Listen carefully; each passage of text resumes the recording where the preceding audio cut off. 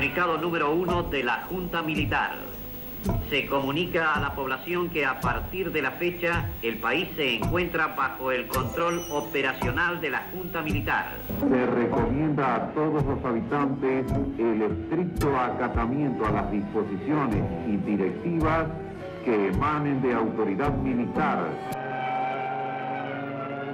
Yo, Teniente General Jorge Rafael Videla, Comandante General del Ejército Argentino, juro por Dios, nuestro Señor y estos santos evangelios. Queremos saber dónde están nuestros hijos, vivos o muertos. Angustia porque no sabemos si están enfermos, si tienen frío, si tienen hambre. No sabemos nada. Y desesperación, Señor, porque ya no sabemos a quién recurrir. Consulados, embajadas, ministerios, iglesias. Todas partes se nos han cerrado, todas partes se nos han cerrado las puertas. Por eso les rogamos a ustedes, son nuestra última esperanza. Por favor, ayúdennos, por favor, son nuestra última esperanza.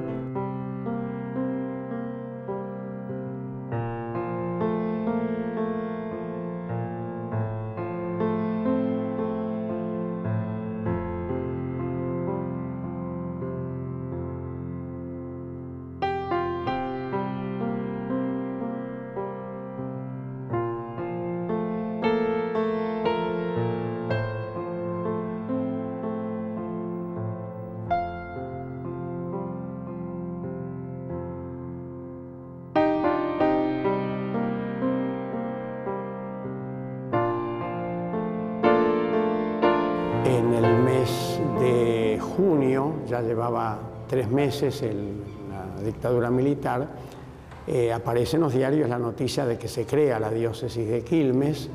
No estaba el nombramiento todavía del nuevo obispo. Eran meses muy bravos, ¿no?, para nuestra sociedad y para la Iglesia también. A los pocos días de la creación de la diócesis, del anuncio de la creación de la diócesis, que fue el 22 de junio del 76, a los pocos días, el 4 de julio, es el asesinato de 3 sacerdotes y 2 seminaristas palotinos en Capital Federal, ¿no es cierto? En ese mes de julio también en La Rioja son asesinados 2 sacerdotes, los padres Carlos y Gabriel, y un laico, Wenceslao, y precisamente cuando el obispo de La Rioja, Monseñor Enrique Angelelli, volvía de una misa, es cuando ocurre ese accidente, entre comillas, ¿no es cierto? Después las investigaciones mostraron que fue realmente un atentado. Precisamente en esos días, en los diarios, esto fue el 4 de agosto, la muerte de Angelelli, y son los días en que se publica el nombramiento del padre Jorge Nova como obispo de Quilmes. Así que la sangre de un obispo marcaba el nacimiento de otro obispo que iba a ser un digno sucesor. Cuando él es nombrado obispo, justamente en el año 76, prácticamente con el golpe, él es nombrado obispo. Nadie pensaba que este obispo, que era un intelectual y un verbita, o sea, una persona de una orden, iba a convertirse con tanta fuerza en un defensor tan claro de los derechos humanos y de los pobres, ¿no? Él siempre contó que lo que a él lo transformó, él habló de su conversión, fue el encontrar y escuchar aquí, justamente en la catedral, a los miles de familiares de los desaparecidos que empezaron a llegar cuando se enteraron que acá había un obispo que los recibía. Él siempre contó que esos testimonios tan desgarradores a él le cambiaron toda su vida y también la forma de ser iglesia y la forma de ser de su episcopado, ¿no es cierto? La realidad se le impuso, digamos. Él no tenía mucha experiencia, no había sido párroco, no tenía mucha experiencia de lo que es una diócesis. Se fue haciendo obispo gracias a la gente, dice, ¿no? Esto a mí siempre me impresionó mucho porque no fue una persona que estaba en el tema de derechos humanos por una ideología política, sino por una profunda convicción de fe y de que la Iglesia de Jesús tenía que estar al lado de los que sufrían, ¿no es cierto?, y dar un testimonio. Yo empecé por ir a la iglesia porque mis chicos habían crecido trabajando para la iglesia. Pero ahí fue el primer, no sé, disgusto, como sea, porque fui con tanta esperanza de que me iban a guiar para saber lo que de hacer. Y fue que cuando yo les dije lo que había pasado, el sacerdote pegó la vuelta, abrió una puerta, se fue y no me dijo ninguna palabra. Nosotros nos acercábamos todos los años cuando se reunía la conferencia episcopal en San Miguel. Y allá nos acercábamos los primeros años. Y por lo general éramos maltratadas por quien estaba afuera, Monseñor Galán, y 2 veces nos echaron, o 3, no nos recibieron, pero cuando si lo veíamos a él o a Monseñor de Nevares, ya era otra cosa. Lo que más les voy a contar es que él abría su parroquia hemos dormido algunas noches, hemos dormido en los bancos de la parroquia hasta el otro día, y si tenemos que ir a otros lugares nos acompañaba. En determinado momento, él comienza a celebrar misas por los familiares de los desaparecidos. La primera fue en la Catedral de Quilmes en junio del 79. Sí, porque era tanta la gente que le pareció a él que era bueno ofrecer ese servicio, y son memorables sus homilías. Incluso en la primera de ellas, junio del 79, en la Catedral de Quilmes, él ofrece su vida, precisamente para, si Dios la tomaba, digamos, como precio, digamos así, como para que se esclareciera esta situación, que él la define con palabras muy fuertes en esa homilía, ¿no?, de un silencio mentiroso, ¿no?, que ocultaba la verdad, ¿no?, en todo el tema de los desaparecidos, ¿no? Pero una de las experiencias más impresionantes para mí fue diciembre del 81. Diciembre del 81, ante la no respuesta del gobierno a los pedidos de los familiares de los desaparecidos, las madres decidieron hacer un ayuno. Y para hacer un ayuno, ¿a dónde podían hacer un ayuno? En un lado donde les permitieran estar, donde se sabían protegidas. Vinieron acá a la Catedral de Quilmes. Él estaba preocupado con esa acción que habíamos hecho, pero en nuestra desesperación, en esos momentos ya no sabíamos qué hacer, a quién acudir. Y bueno, y fuimos noticia en los diarios por un día, por 2. Los familiares de los desaparecidos acudieron a mi oficina. Cuando corrió la voz de que yo los recibía, se fueron acumulando, no solo de la zona nuestra, de otras zonas también. Y a partir de ese momento sí, mi visión cambió completamente, porque estaba en contacto vivo con los que sufrían parte de las consecuencias del régimen instaurado en marzo.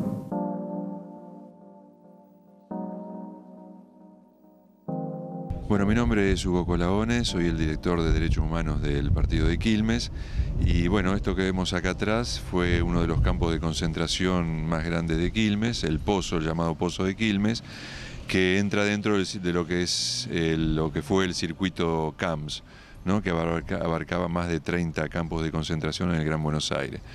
Bueno, por acá han pasado centenares de desaparecidos, algunos de ellos han quedado vivos, han sobrevivido y han contado su experiencia embromada.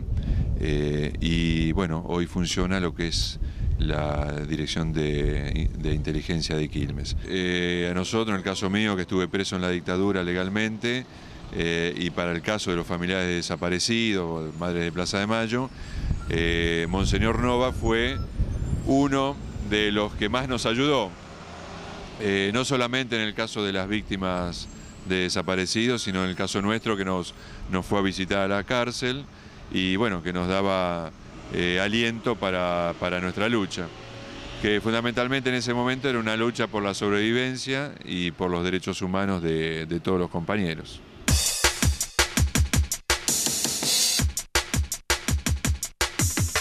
La política de Martínez de Hoz había dejado a cientos de miles de familias de Buenos Aires sin viviendas. La 1050, que era una ley que permitía elevar los alquileres todo lo que uno quería, echó a miles de familias a la calle.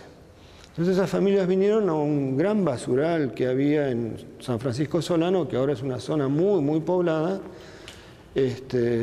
y acompañados por algunos sacerdotes y con el consentimiento del obispo de que los sacerdotes acompañaban a los pobres, la gente se asentó ahí muy precariamente, pero muy pronto fueron miles de familias.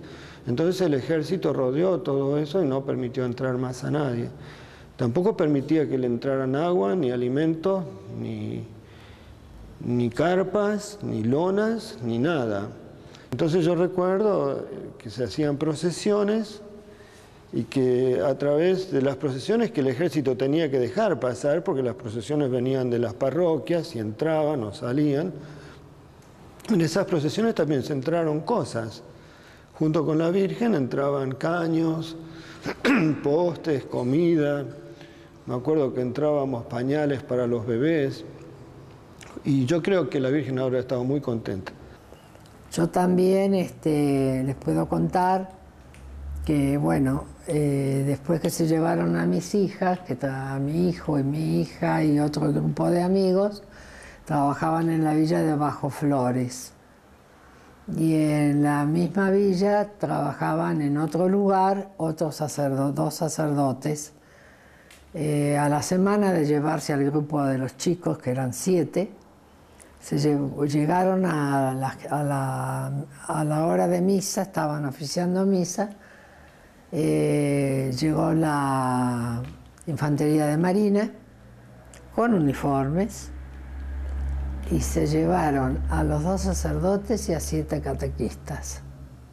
Esto fue el 21 de mayo del 76 y en el mes de octubre recibimos la noticia de que los habían abandonado, nos habían llevado en un helicóptero a un campo en Cañuelas y ahí los bajaron a la madrugada, pero con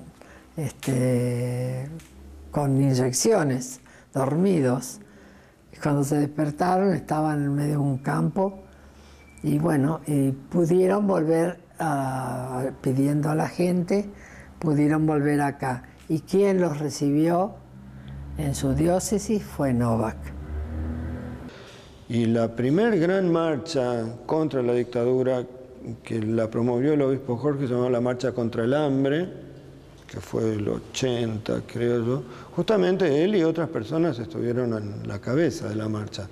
Me acuerdo de una marcha muy grande que también fue comienzo del 81, que nos tiraron encima a la caballería, ¿no es cierto? Y entonces había que estar como obispo también, porque 2 obispos fueron asesinados.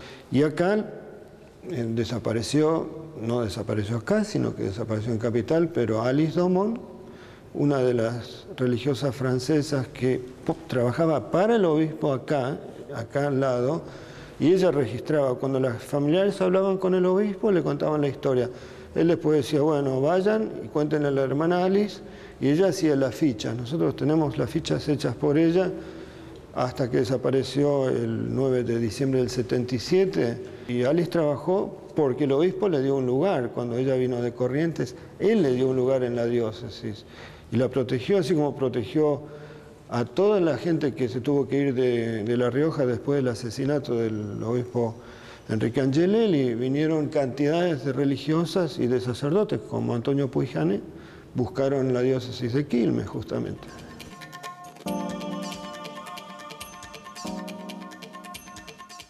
Soy el responsable de un sector del movimiento de trabajadores desocupados y bueno, estamos en nuestra casa central, que es una fábrica recuperada en el año 2001, una fábrica abandonada que juntaba ratas y era el fiel reflejo de lo que era el país en aquellos momentos. El movimiento de trabajadores desocupados nace en una comunidad, en una parroquia muy humilde de la zona de Solano, que se llamaba Nueva Pompeya. Ahí nació la primera asamblea del movimiento de trabajadores desocupados. Y ahí nació la primera actividad en aquellos años del neoliberalismo de los 90. Fue un corte de ruta y una misa popular que hizo el obispo en la zona de Pasco y Camino General Belgrano. Ahí se hizo una olla popular y una misa a cielo abierto. Bueno, se podrán imaginar, olla popular en los 90, infinidad de gente que iba a comer, y el obispo se lo pudo ver con muchos de los párrocos de aquel momento, los curas de la diócesis, entremezclados entre nosotros, las primeras organizaciones piqueteras. Y bueno, y nuestro movimiento nació de ahí, de ese fuego, ¿no? De ese fuego que tanto el obispo decía, ¿viste? Meter las patas en el barro y estar con los hermanos codo a codo. Y esta fábrica es el producto de esa pelea. En la iglesia de los 90. Que él sea uno de los que más sustente el tema de la formación teológica y el debate de qué iglesia queríamos en aquel momento, si la iglesia alejada del prójimo o la iglesia con el prójimo, que la diócesis sustente y apoye la toma de tierras y que las asambleas se hagan en una iglesia que se llama San Cayetano, donde todos los curas y los hermanos discutíamos ahí sobre bancar o no bancar la toma de tierra, era impresionante. Las misas en el Cruce Varela eran multitudinarias, en el Cruce Varela pidiendo paz, pan, trabajo, ¿viste? La pucha, esa diócesis y esos curas que entregaban todo. Tomar tierras abajo de la lluvia, con la dictadura, con la policía reprimiendo, también en un Estado democrático. El impulso a la comunidad eclesial de base, el impulso a los seminarios de formación teológica. Había que tener agallas, ¿viste?, para bancar eso, ¿viste? Y yo creo que el ejército sabía, pero que no se animaba justamente. Yo estoy seguro que el ejército sabía, pero así como no se animaron a entrar a la catedral y a reprimir a las madres, porque sabían que estaba el obispo, por eso el obispo era tan querido y sigue siendo tan tremendamente querido, porque él se ofreció como para protección. Y acá los servicios de inteligencia sabían todo, sabían cada palabra del obispo seguro, pero no se animaron a actuar en la represión contra una persona tan querida y tan importante. Era populi, que él escondía compañeros, que él tramitaba los habeas corpus para compañeros detenidos, que él, además había muchos curas comprometidos. La diócesis de Quilmes, el ejemplo de José Tedeschi, el ejemplo Farinello, había muchos curas comprometidos en la lucha política contra la dictadura que fueron desaparecidos. Y sus familiares iban a verlo al obispo y el obispo acobijaba a estos compañeros. Ni que hablar de el fuerte impulso que le dio a organismos de derechos humanos como el MED, el CELS y todos estos organismos de derechos humanos. Un ejemplo, el juicio político contra Vergés, que fue un torturador, un médico torturador. El obispo estuvo en el juicio político. Estuvo él, fue y participó del juicio político contra Vergés, que lo hizo la sociedad quilmenia. Bueno, eso fue el obispo en la lucha por los derechos humanos. Un tipo que no le sacó el cuerpo nunca, que puso hasta plata, todo el mundo sabe que puso plata para financiar viajes de compañeros del interior hasta el exterior y de compañeros que vuelvan a entrar al país. Hasta hay trabajos de inteligencia de los servicios de inteligencia del Estado que marcan a Nova como un enemigo abiertamente, ¿viste? era muy fuerte, no era tocar a cualquiera, no era un curita de barrio, era el obispo de Quilmes, era el obispo de la diócesis de Quilmes, Varela Berazategui, distritos muy importantes. Y además también convengamos que yo creo que no les dio el cuero para tocarlo. No, ¿qué va a tener miedo el alemán ese gigante ese? ¿Qué va a tener miedo? Se ponía todo colorado. ¿Qué miedo? No, o quizás tendría, pero a nosotros no lo demostraba, ¿viste? A nosotros nos daba un coraje. Y siempre estaba preparado para mi propia desaparición. Cuando bajaba del coche a abrir el portón me decía, te estarán esperando. Porque el escuchar tanto los relatos se incrustaban en mi interior, se encarnaban en mi propia vida.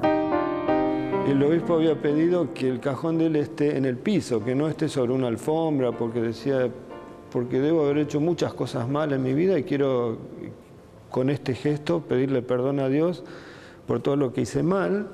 No quiero que me pongan sobre una tarima, quiero que pongan el cajón en el piso, dijo él, ¿no?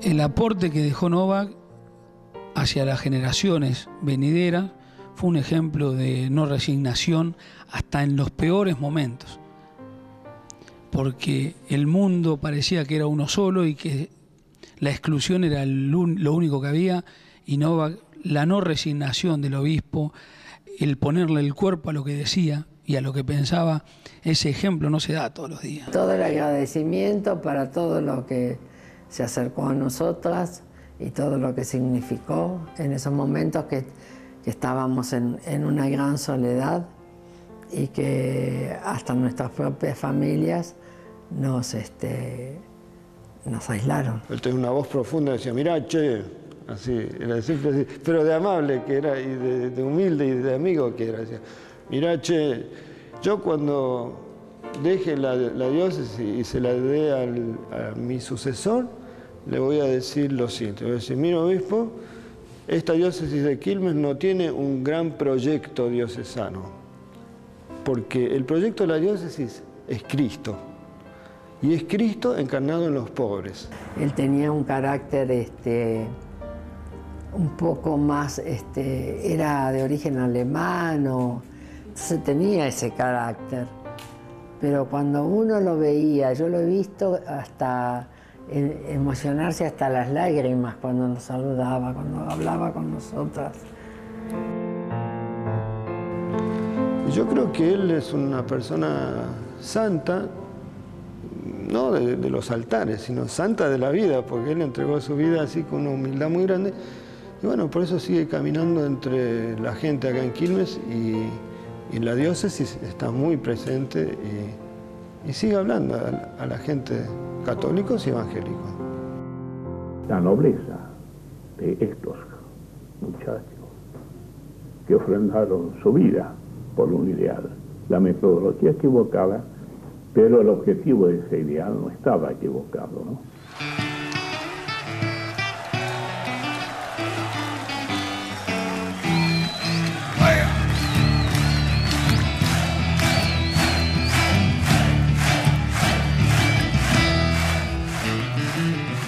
Como estaba ahí Dios, estuve yo también ante el desfile de las inclemencias, contemplando tanta miseria, y yo pensé pa' mis adentros, puta que tiene paciencia.